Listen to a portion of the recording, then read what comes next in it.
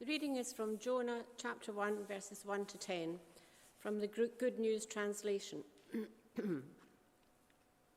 One day the Lord spoke to Jonah, son of Amittai. He said, "Go to Nineveh, the great city, and speak out against it. I am aware how wicked its people are." Jonah, however, set out in the opposite direction in order to get away from the Lord. He went to Joppa, where he found a ship about to go to Spain. He paid his fare and went aboard with the crew to sail to Spain, where he would be away from the Lord. But the Lord sent a strong wind on the sea, and the storm was so violent that the ship was in danger of breaking up. The sailors were terrified and cried out for help, each one to his own god.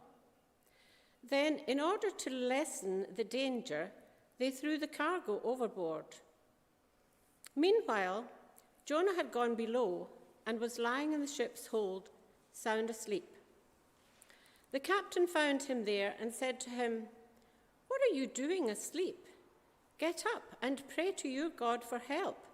Maybe he will feel sorry for us and spare us our lives."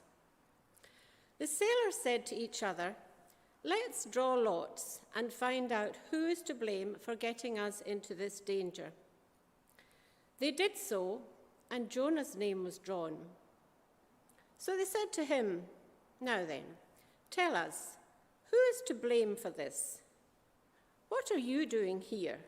What country do you come from? What is your nationality?" "I am a Hebrew," Jonah answered. "I worship the Lord, the God of heaven, who made land and sea."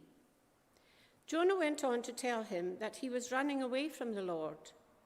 The sailors were terrified and said to him, "That was an awful thing to do." Thanks be to God.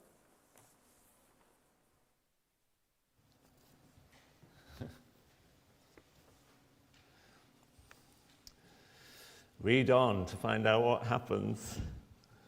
It's a great story. And that amazing moment where Jonah comes clean. "I'm a Hebrew. I worship the God of heaven, the Lord of heaven, who made land and sea." This extraordinary God who even holds the sea in his hands. Well, another man who went on a boat ride was John Newton. He started to go to sea when he was 11 with his father, and he had all kinds of extraordinary and terrible experiences in his life at sea. He got caught up in the slave trade, but in time he came to faith, and part of that coming to faith was a great storm where he just ended up so desperate that he prayed to God. That was a crucial moment in his coming to faith, but it was a journey, and eventually he turned away from the slave trade and became one of the great abolitionists.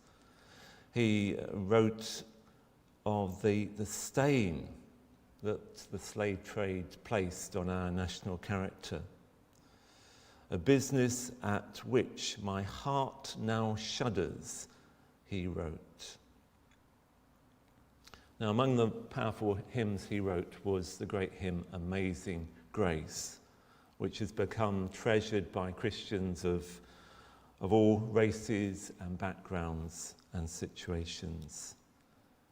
Amazing grace, how sweet the sound in a believer's ear.